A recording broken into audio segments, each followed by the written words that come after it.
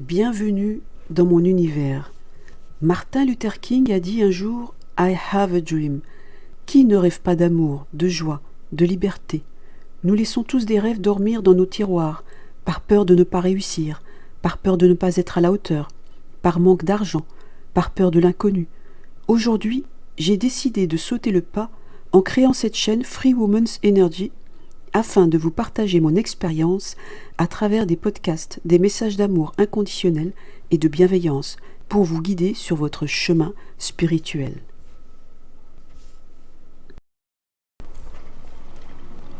Bonjour, je suis Afida. Je suis canal et je pratique des soins énergétiques à distance et en présentiel. À travers mes mots, je souhaite vous partager mon énergie d'amour inconditionnel dans le seul but de vous soulager de vos maux physiques, psychiques et émotionnels. Bienvenue sur le podcast à la conquête de votre être véritable.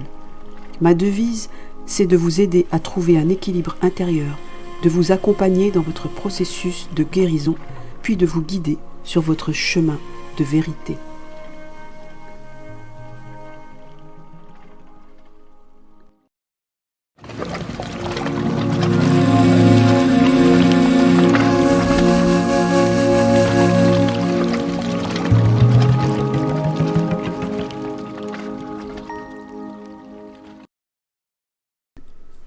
Cela vous est-il déjà arrivé de ne pas vous sentir à votre place au sein d'un groupe, au sein de votre famille, dans votre métier? Comment savoir quel chemin prendre sans se tromper? Par quels moyens rencontrer notre être véritable, notre meilleure version de nous-mêmes? Le principal acteur, c'est notre âme. Quel est le rôle de notre âme? J'ai découvert l'auto-guérison par le soin énergétique. La méditation m'a aidé à mieux me connaître en trouvant le calme intérieur. Chaque être a un potentiel d'auto-guérison, de médiumnité et de multiples pouvoirs extrasensoriels dont il n'a pas conscience. Le silence est d'or. Prenez le temps de vous écouter, afin d'entendre les messages de votre cœur qui vous parlent. Mon silence intérieur m'a offert l'opportunité de canaliser les messages de la source divine. Votre guidance intérieure est votre propre conseillère, votre guide, votre âme qui vous mènera sur votre chemin de vie. Comment est régie la vie de l'être humain? Chaque être humain est doté d'une conscience, mais l'âme a aussi un rôle essentiel à jouer dans notre vie. En effet, l'être humain prend des décisions qui lui semblent justes sur l'instant. Qu'en est-il des choix qui finalement nous mènent parfois à la catastrophe? Chaque choix que nous faisons provient soit de la raison, soit du cœur.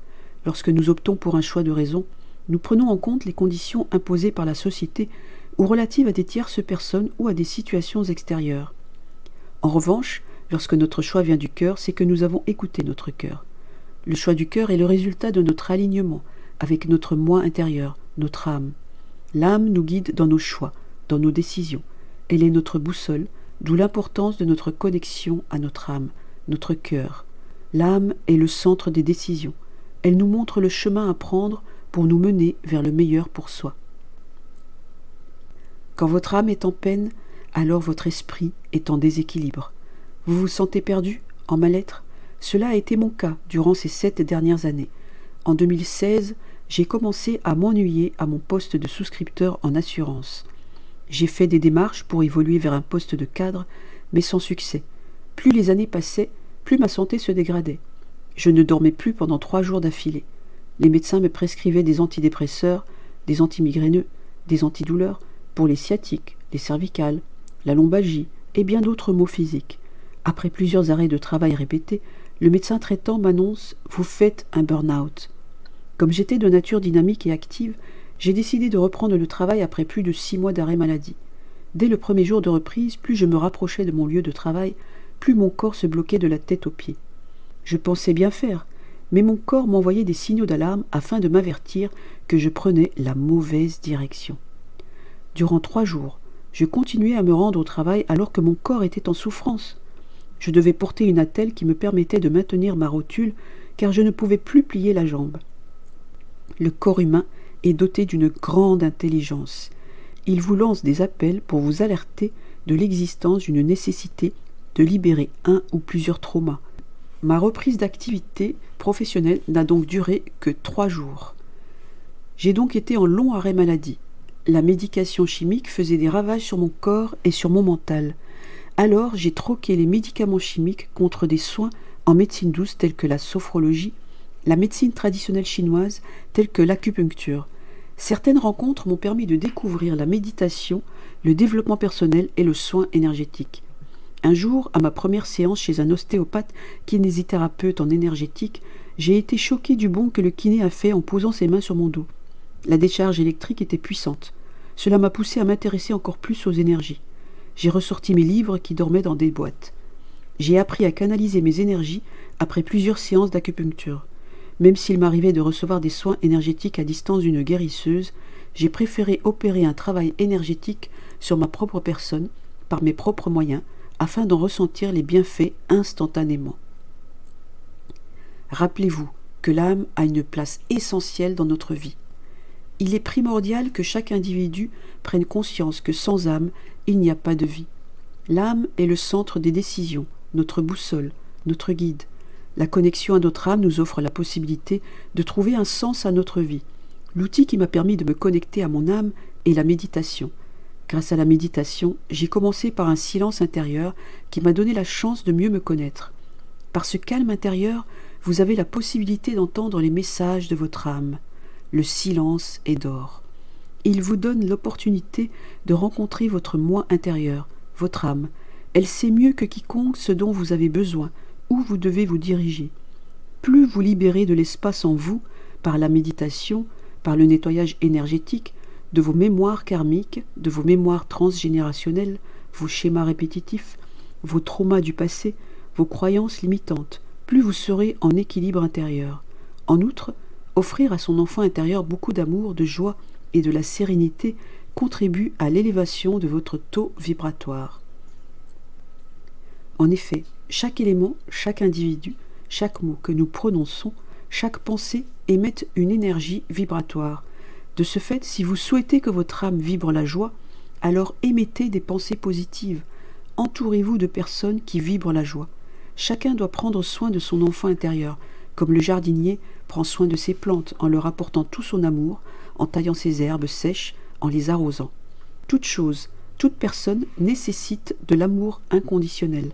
D'ailleurs, notre âme vibre la joie lorsque nous sommes en alignement avec elle, quand nous exerçons un métier qui nous plaît, quand nous partageons avec notre enfant intérieur notre passion, comme le chant, l'écriture, la peinture, la danse, le jardinage, quelle que soit l'activité qui vous passionne.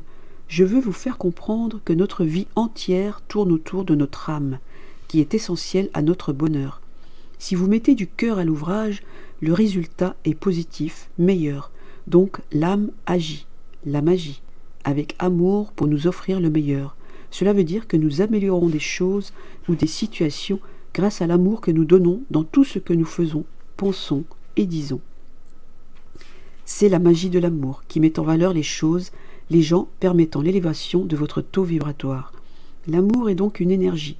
C'est cette même énergie d'amour que l'univers nous transmet lors de nos prières, de nos soins énergétiques. Notre guérison est possible grâce à tout l'amour qui nous est donné ou que nous nous offrons.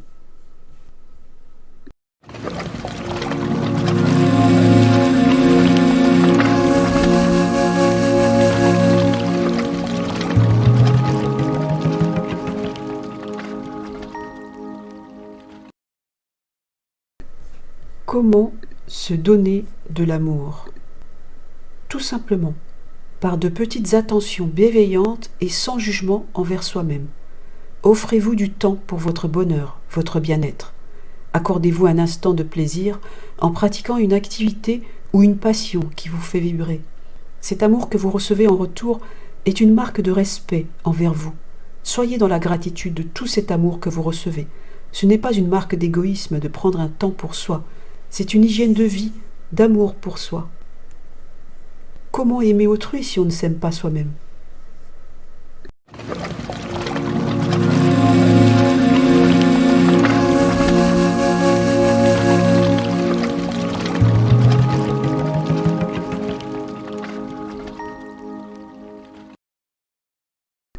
À présent, nous allons parler des énergies. L'être humain n'a pas conscience de tout son potentiel. Il est conditionné à travailler pour nourrir sa famille, œuvrer pour une société de consommation qui ne lui permet pas de s'élever en conscience en tant qu'être divin et spirituel. Ses principales préoccupations sont d'être en bonne santé et d'avoir l'abondance matérielle. En réalité, sa santé physique, mentale et émotionnelle s'amenuise au fil du temps. L'âme tente par tous les moyens de reprendre sa place originelle. Au cours de sa vie, chaque individu rencontre des soucis de santé plus graves, mais croit que c'est la fatalité. Or, le corps humain est doté d'une grande intelligence. Chaque cellule a un rôle à tenir, tout comme les 5 éléments tels que l'air, l'eau, le feu, la terre et l'éther qui maintiennent l'équilibre dans l'univers. Chaque élément de l'univers est doté d'une énergie. Certaines énergies sont plus élevées que d'autres. Nous, en tant qu'êtres humains, les plantes, les animaux, tous émettons des énergies qui vibrent selon l'état d'être de chacun. En effet, quand je suis en colère, je vibre des énergies de colère qui sont basses et j'attire à moi des situations de colère. En revanche, si je vibre la joie, alors mes énergies sont plus élevées et j'attire à moi des situations de bonheur et d'amour. L'être humain est donc créateur de sa vie, puisque toute énergie qu'il vibre crée des situations de vie alignées avec son taux vibratoire. D'ailleurs, il est essentiel de prêter attention à nos pensées, qui émettent aussi des vibrations. Tout au long de ma vie, je ne comprenais pas pourquoi je vivais des schémas répétitifs de colère, de rejet, de trahison, de discrimination avec les mêmes personnes ou les administrations. Aujourd'hui, j'ai conscience des événements que je vis au quotidien. J'ai beaucoup appris sur le comportement à adopter avec les autres, avec la société. Notre conditionnement nous a empêchés d'être nous-mêmes, un être divin et souverain de sa vie. Les événements que nous vivons ne sont que le fruit de nos pensées, mais cela n'autorise pas autrui à ne pas nous respecter, à ne pas être bienveillant avec nous. Au contraire, chacun doit apprendre à s'écouter afin de mieux se connaître en tant qu'être véritable. Comment aller à la rencontre de son être véritable? L'être humain se laisse contrôler par son ego qui prend plaisir à le détourner de sa route, alors que son cœur, son âme, connaissent le chemin que chacun doit prendre pour son propre bonheur. Se connaître véritablement est un long voyage intérieur que chacun peut mener dès qu'il le ressent. Le signal d'alarme est lancé par votre âme, votre guide, pour vous conduire au bonheur éternel. Voici les 5 clés pour aller à la conquête de votre être véritable. Clé numéro 1. Soyez aligné avec votre âme. L'alignement, c'est être en accord avec son moi intérieur, avec son cœur, avec son âme. Être aligné, c'est être en harmonie entre le ciel et la terre.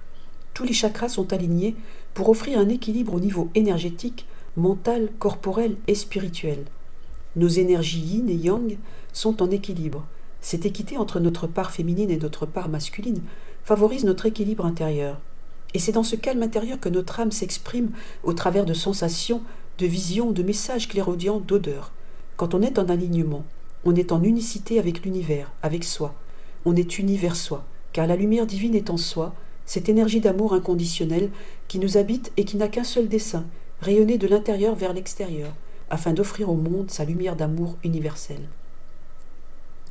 Clé numéro 2. Trouvez le calme pour préparer votre voyage intérieur, être dans le lâcher-prise. Comment trouve-t-on le calme? Ma méthode, c'est la méditation. Je ferme les yeux, j'inspire, je bloque la respiration et j'expire. Je le réitère 2 ou 3 fois. Je me laisse porter par le silence agréable, outre la mélodie qu'offrent les battements de mon cœur. Je ne tiens plus compte de ce qu'il se passe à l'extérieur et autour de moi. Au contraire, je m'abandonne et m'enfonce dans les profondeurs de mon être intérieur pour ne faire qu'un. Je me laisse traverser par les énergies qui m'enveloppent tantôt froides, tantôt chaudes. À travers ce silence, vous rencontrez votre être véritable qui n'est autre que votre essence divine, votre âme, votre guide spirituel. Votre âme vous exprime son désir en vous présentant des images, des sons, des odeurs. Notre âme est notre boussole intérieure. Qui mieux qu'elle sait ce qui est essentiel pour soi? L'âme nous guide vers le meilleur pour soi. De ce fait, le lâcher-prise est primordial pour trouver le silence intérieur. D'ailleurs, l'expression « le silence est d'or » révèle toute l'importance de la paix intérieure. La méditation apporte la paix et l'équilibre. Non seulement elle a des bienfaits pour l'esprit, mais aussi pour le corps. En effet, quand je suis en colère, déprimé ou fatigué, je pratique la méditation, je pose une intention. Cela m'apaise, je retrouve le moral, je médite et m'offre un soin énergétique revitalisant. Parfois, je m'endors pendant la méditation, ce qui prouve que je suis en total lâcher-prise et offre un repos à mon esprit et à mon corps. Clé numéro 3. Écoutez le silence et laissez venir à soi les images, les sons, les messages de votre guide. Pendant la méditation, je me laisse porter par les énergies qui m'enveloppent. Je lâche prise, donc je ne réfléchis pas, je ne pense à rien. Je laisse les images, les sons, les sensations venir à moi. J'apprécie ce moment de calme que m'offre la vie. Par cet apaisement intérieur, mon taux vibratoire s'améliore et me mène vers un équilibre intérieur. Clé numéro 4. Revenez en conscience dans l'ici et maintenant. Quand on médite, on est dans un état de conscience modifié. On lâche prise. Notre activité mentale se réduit et notre corps est en état de relaxation. Cet apaisement physique et mental optimise notre santé vitale. En effet, la paix intérieure favorise l'élimination des énergies toxiques générées par la colère, la rancœur, les traumas, les pensées négatives, la tristesse, tout état contraire à la joie, au bonheur, à la plénitude. L'ici et maintenant m'évoque la citation du philosophe René Descartes. Je pense, donc je suis. Dès lors que je pense, je ne suis plus dans un état méditatif. Je vis le présent, d'où l'expression ici et maintenant. Clé numéro 5. Accueillez vos ressentis en toute bienveillance, sans jugement. Au travers des messages reçus lors de la méditation, vous avez fait la rencontre de votre guide spirituel qui a communiqué avec vous via des flashs ou visions, des messages clairaudients, des odeurs. Vous avez eu des sensations de froid, de chaleur ou des fourmillements. Parfois, vous aurez la sensation que des énergies vous traversent le corps comme pour vous libérer d'un fardeau ou vous offrir un instant de plénitude. Plus vous trouverez le calme intérieur en pratiquant régulièrement la méditation, plus les messages seront évidents à votre cœur. C'est votre part divine qui s'exprime à travers vous pour vous guider vers le meilleur dans votre vie. Si vous ne captez aucun message, acceptez-le, même si rien ne se passe. La patience est un ingrédient essentiel pour avancer sereinement dans la vie. Il est important d'accueillir toutes ces énergies de chaleur, de froid ou autres sensations sans peur, sans jugement.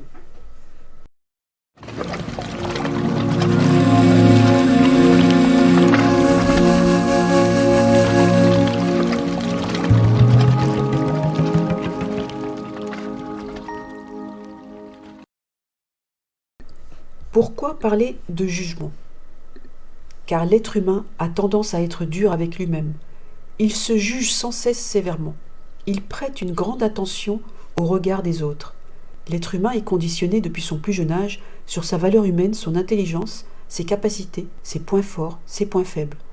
Lorsque j'ai médité pour la première fois, j'étais en incapacité de lâcher prise alors que tout mon entourage avait réussi là où j'avais échoué. J'étais mal à l'aise car je sentais les regards des autres sur moi, comme si je n'avais pas ma place parmi eux. Il m'a fallu du temps pour comprendre comment lâcher prise, car ce n'est pas simple au démarrage. Nous évoluons tous à notre rythme. Faites preuve de patience. Alors j'ai retenté ma chance, et là, j'ai eu une vision perturbante. Je me souviens avoir vu le dieu Shiva qui s'est présenté à moi. En réalité, j'en avais peur et je regardais le reste du groupe. Malgré tout, je ne me sentais pas à la hauteur, car j'étais dans l'incompréhension. La plupart des personnes présentes à ce séminaire de channeling avaient beaucoup de pratique alors que je participais à ma première séance. Lorsque je prends du recul, je réalise qu'il m'a fallu, là aussi, du temps pour assimiler le mécanisme de canalisation. Il est primordial de se centrer sur soi et de ne pas prêter attention au regard d'autrui, d'avoir foi en soi et en l'univers. Ces potentiels de clairaudience, de clairvoyance, de clairsentience, de clair-ressenti ont toujours fait partie de moi, sauf que je n'y prêtais plus attention depuis mon plus jeune âge, car je me sentais différente des autres et je craignais leur jugement. Il m'arrivait autrefois d'entendre les pensées d'autrui, ou de deviner l'appel téléphonique d'une personne avant que cela ne sonne, ou de deviner quand quelqu'un allait frapper à la porte par l'annonce d'un son de cloche. Aujourd'hui, je saisis pourquoi je souffrais autant physiquement et émotionnellement sur mon lieu de travail et dans ma vie privée. Je ressentais les douleurs des personnes qui m'entouraient. Le stress d'autrui était amplifié. Le bruit assourdissant m'empêchait de me concentrer et m'épuisait. Lorsque nous ne développons pas nos capacités, notre potentiel reste en sommeil, jusqu'au jour où votre âme vous lance un appel d'urgence au travers de souffrances physiques, de maladies, de rêves. Plein de synchronicités se mettent sur votre chemin. Cela peut se présenter par un message sur une affiche publicitaire, une chanson à la radio, une parole prononcée par une tierce personne. Les signes se manifestent pour vous guider vers votre destinée. Notre âme nous communique des messages dans le but de nous accompagner sur notre chemin de vie, vers le bonheur, car seule notre âme sait ce qu'il y a de mieux pour chacun de nous. Elle est notre guide, notre boussole. Depuis ma tendre enfance, j'ai toujours aimé analyser les rêves que je faisais. Les rêves prémonitoires ont toujours fait partie de moi. Certains m'annonçaient des malheurs, d'autres des situations de bonheur. Je vais vous conter l'un de mes rêves qui s'est produit avant ma longue carrière dans les assurances. Il s'est produit quelques jours avant mon embauche. J'étais parti en stage aux États-Unis à Miami. Le directeur américain, qui m'a reçu au sein de sa famille et dans son entreprise, m'a proposé une offre d'emploi. J'ai toujours rêvé d'aller en Amérique, mais je n'étais pas prête à m'installer aux États-Unis à cette époque. J'ai décliné sa proposition. À mon retour en France, j'ai prospecté les offres d'emploi pour le poste d'assistante import-export. Mais les débutants n'étaient pas acceptés malgré leur diplôme. On me répétait sans cesse « Revenez dans 2 ans quand vous aurez de l'expérience ». Afin de subvenir à mes besoins et payer mes factures, j'ai accepté des missions intérimaires qui n'avaient aucun lien avec le métier d'import-export. Et quand j'ai travaillé en intérim en tant qu'archiviste dans un grand groupe d'assurance leader mondial, j'ai fait ce rêve 2 jours avant de poser ma candidature spontanée pour un poste d'indemnisateur sinistre. J'ai rêvé qu'un bus s'arrêtait sur une route menant dans 2 directions. L'une d'elles m'a ramené au point de départ. Le lendemain, j'ai posé ma candidature spontanée pour exercer un nouveau métier d'assurance que j'ai étudié dans les livres. Finalement, ces investissements dans les livres et tout ce temps d'observation des collègues en action dans le service ont fini par payer. J'ai ensuite été formé en 1 heure pour exercer le métier d'indemnisateur sinistre automobile, vol, épave. Pourtant, je voulais travailler en import-export à mon retour de Miami, mais ce rêve m'a poussé à me lancer dans cette nouvelle activité professionnelle. Mon ambition, ma curiosité et ma détermination m'ont permis d'avoir une longue carrière sans diplôme d'assurance. Alors osez vous exprimer, écoutez-vous avant de prendre des décisions. Laissez-vous porter par votre cœur qui vous offre de belles opportunités. J'ai pris en compte mon rêve qui m'a mené à ma réussite professionnelle dans un domaine que je ne connaissais pas. Cela m'a valu environ 19 années d'ancienneté. Je suis sorti de ma zone de confort et j'ai pris plaisir à étudier en autodidacte une profession passionnante à l'époque.